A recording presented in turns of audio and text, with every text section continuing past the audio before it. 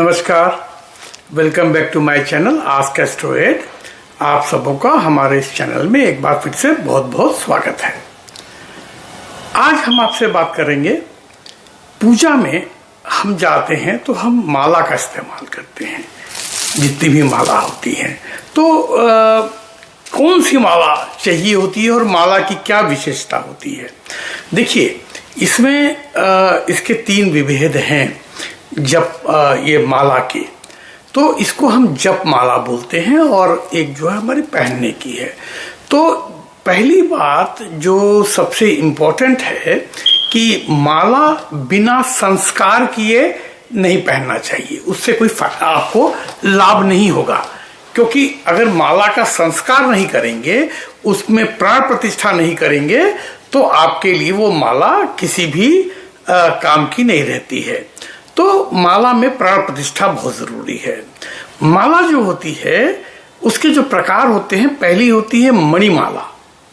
मणिमाला जो होती है वो मणियों से बनी हुई, मतलब जैसे ये स्फटिक है, क्वार्ट्ज है ना, तो ये क्वार्ट्ज में।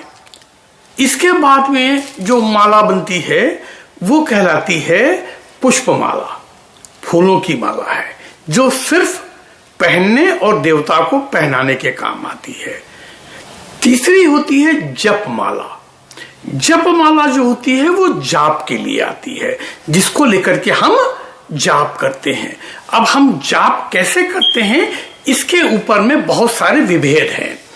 पहली बात, क्योंकि हमसे अभी किसी एक फंक्शन में एक ग्रुप मिला, तो वो कहने लगे कि भाई आप ये बताइए, हमने देखा ये हिंदू लोग और क्रिश्चियन भी और मुस्लिम भी ये माला लेके करते हैं, तो माला क्यों लेते हैं? देखिए, माला लेने के पीछे क्या है कि एक सार्वभौम नियम है, एक यूनिवर्सल लॉ है कि कोई भी जाप आप जो करते हैं, क्रिश्चियन लोग जिसको करते हैं वो रोजरी होती है, और मुस्लिम भी अपनी माला सुमरनी फेरते हैं, सिख भी फेरते हैं। तो इसमें जाप की एक निश्चित संख्या होती है, एक आवृत्ति होती है। एक होती है आवृत्ति और एक होती है पुनरावृत्ति। आवृत्ति माने फ्रीक्वेंसी, कि उसका एक तय अंतराल पे माला का क्रम आना है और उस क्रम के बाद में हमको रोकना है। और दूसरी होती है पुनरावृत्ति, मतलब उसका रिपीटिशन। पुनरावृत्ति कब होती है कि जब जैसे हमारे वहां हिंदुओं में माला में 108 दाने होते हैं, तो 108 दाने जो होते हैं वो क्यों होते हैं, उसका क्या महत्व है 108 नंबर का, इसके लिए हमारा पिछला वीडियो देख लीजिएगा, हम डिस्क्रिप्शन में उसका लिंक डाल देते हैं कि वो क्यों होते हैं, 108 की संख्या क्यों आती है। और 108 में एक और मणि लगी होती है जिसको हम बोलते हैं सुमेरु। तो जो माला जप का विधान है वो उसके बाद में। दूसरी एक बड़ी विशिष्ट बात हम आपको बताना चाहते हैं कि कभी भी माला को खुले में नहीं जापते हैं, या तो उसको चादर के भीतर में या उसको गोमुखी में, जो उसका एक छोटा सा थैला बनाता है जिसको हम गोमुखी बोलते हैं। गोमुखी में इसलिए क्योंकि माला का जाप करते समय गिर जाना बड़ा अपशकुन माना जाता है, वो अच्छी बात नहीं मानी जाती है। इसलिए माला जाप के समय हमेशा सावधानी से ही पकड़ें और वो लापरवाही से गिरनी नहीं चाहिए। तो गोमुखी या सुमरनी जब साथ में होती है तो वो अगर छूट भी गई तो उसके भीतर रहती है, आपके साथ में रहती है, नीचे नहीं गिरती है। भूमि पे गिरना उसका अच्छा नहीं मानते हैं। तो जो मणिमाला होती है वो कुछ विशेष प्रकार के पुष्टि कार्यों में और कुछ अच्छे कार्यों में हम मणिमाला इस्तेमाल करते हैं, जैसे स्फटिक की माला है, या मूंगे की माला है, या एमेथिस्ट की माला है, या हम किसी और रत्न की, जैसे एक होता है आपका पन्ना की माला आती है। आप अगर हमारे कुछ वीडियो में देखेंगे तो उसमें हमारे गले में वो माला पड़ी हुई रहती है, ग्रीन कलर की। वो कोलंबियन पन्ना, या करीब 200-250 साल पुराने हमारे खानदानी है, तो वो हमें मिली है, तो वो इस्तेमाल कर सकते हैं। तो ये कुछ खास कार्यों में जनरल जो काम करते हैं, आम जाप में रुद्राक्ष की माला इस्तेमाल होती है। अब देखिए, रुद्राक्ष में भी अलग अलग मुखी माला का अलग अलग प्रयोग होता है। उसके लिए हम हमारा रुद्राक्ष वाला आप वीडियो देख लें और 108 नंबर का देख लें, आपको काफी कुछ जानकारी हो जाएगी, क्योंकि मैं काफी कुछ बता चुका हूं। एक मैं वीडियो और आपको बना के दूंगा जिसमें हम हर रुद्राक्ष की माला के बारे में डिटेल एक मुखी से लेकर के 21 मुखी तक किसका हम काम करते हैं, तो उसके बारे में हम आपको देंगे। तो रुद्राक्ष की माला तो जनरली जितने बाबा लोग होते हैं जाप के लिए, क्योंकि वो रुद्राक्ष 5 मुखी रुद्राक्ष 5 रुपए 10 रुपए का आता है, सस्ता आता है, तो आदमी इसको इस्तेमाल करता है। हर आदमी 21 मुखी की माला या राज रुद्राक्ष, जिसके बारे में मैंने रुद्राक्ष में बताया है, वो हर एक को सुलभ नहीं होती है, लेकिन शंकराचार्य और जो बड़े मठाधीश और महंत लोग हैं उनके पास, कुछ लोगों के पास में है, तो वो उसमें करते हैं। इसके बाद में हम आते हैं अगर, तो हमारे पास रुद्राक्ष के बाद में तुलसी की माला। देखिए, वैष्णव कार्य में विष्णु की पूजा में और कृष्ण की पूजा में या शालिग्राम जी की पूजा में इसका बड़ा महत्व है, तुलसी की माला का। लेकिन तुलसी की माला आज हम देखते हैं भारतवर्ष में, साउथ इंडिया में तो खास तौर पे जिसको देखो तुलसी की माला गले में पहन के घूमता रहता है। तुलसी की माला के साथ में बहुत सारे नियम कायदे आपको मानने पड़ते हैं। तुलसी की माला गृहस्थ आदमी अपने गले में नहीं डालता है। एक बार तुलसी की माला, उसको हम लोग कंठी बोलते हैं, जो लोग कंठी धारण करते हैं फिर वो सांसारिक कार्यों में पति पत्नी के रिलेशन में ये नहीं पढ़ते हैं और नहीं पढ़ना चाहिए। तुलसी की माला पहन के और चंदन का टीका लगा के आप झूठ नहीं बोल सकते हैं। तो उसके साथ में बहुत सारे आचार विचार का आपको ख्याल रखना पड़ता है। तो हम जब भी करेंगे हम आपको इसके ऊपर में एक अलग से देंगे।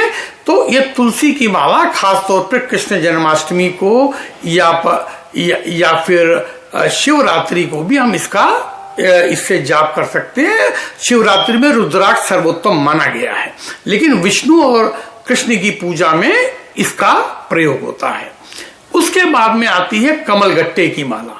कमलगट्टे की माला जो लोटस सीड होता है, जो कमल का बीज होता है, उससे बनती है और ये लक्ष्मी पूजा में ये एक नितांत आवश्यक इंग्रेडिएंट है, एक आवश्यक वस्तु है।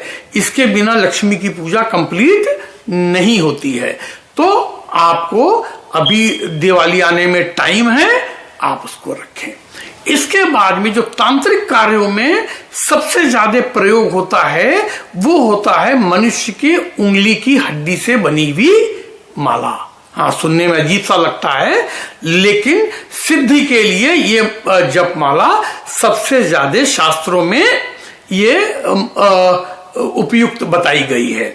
इसके बाद में जो दूसरा नंबर आता है वो ऊंट की हड्डियों से बनी हुई माला।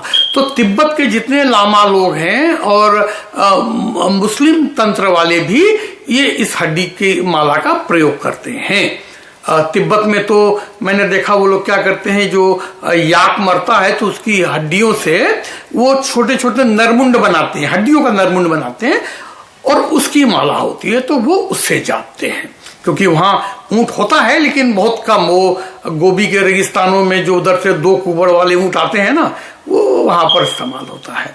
तो एक ये होता है। इसके बाद में आप कोई भी माला ले सकते हैं। इसके बाद में आती है स्वर्ण माला या रजत माला। वो मटर के बराबर या चने के दाने के बराबर वो मनके होते हैं। अब एक बात यहां और ध्यान रखने की है कि बहुत से लोग जाके ले आते हैं, बाजार में मिलता है चांदी के मनके और इसके मनके मिलते हैं, लेकिन पूजा के लिए जिन मनकों का प्रावधान है वो खोखले नहीं होने चाहिए, वो हॉलो नहीं होने चाहिए। तो बहुत से लोग वो चांदी की माला है या सोने का पत्थर चढ़ा दिया, आप मत पत्थर चढ़ाइए, कोई जरूरत नहीं है। आप इस्तेमाल कीजिए, लेकिन सॉलिड होने चाहिए, वो खोखले नहीं होने चाहिए। खोखले होने से वो काम नहीं करता है। कुछ चीजें वर्जित हैं, जैसे कांच की माला। कांच की माला से जाप नहीं होता है, नहीं करना चाहिए, वो निष्फल होता है। कांच की माला का जाप नहीं होता है। तुलसी के अतिरिक्त और किसी भी काष्ठ की बनी हुई माला, लकड़ी के उससे मनके या मोतियों से बनी हुई माला से जाप या पूजन नहीं होता है, वो निष्फल होता है। हमने बहुत से लोगों को देखा है, क्योंकि नॉर्थ ईस्ट में वो बांस से भी वो मनके बनाते हैं, मोती बनाते हैं, उससे पूजा नहीं होती है। एक और इंपॉर्टेंट चीज कि मोती, ये जो मनके हैं, ये ओवल हो सकते हैं, अंडाकार हो सकते हैं, गोल हो सकते हैं, लेकिन ये चौकोर नहीं होते हैं, ये स्क्वायर नहीं होते हैं। तो ये ध्यान रखने की चीज है। तो अगर आप इस तरह से पूजा करेंगे तो आपको निश्चित रूप से इसमें सफलता मिलेगी।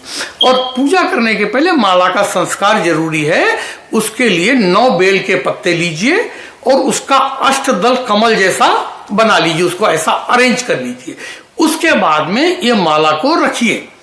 और मैं इस वीडियो के अंत में, क्योंकि वो मंत्र सार्वजनिक ऐसे नहीं किया जा सकता है, ओपनली नहीं बोला जाता है, तो इसलिए वो मंत्र मैं आपको वीडियो के अंत में दे देता हूं।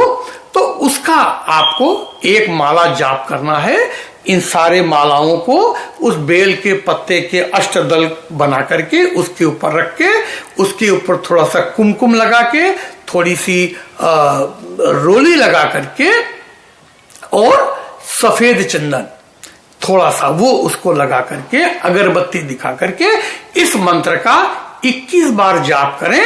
आपको निश्चित रूप से उस माला से आप जो भी जाप करेंगे वो निश्चित रूप से सफल होगा।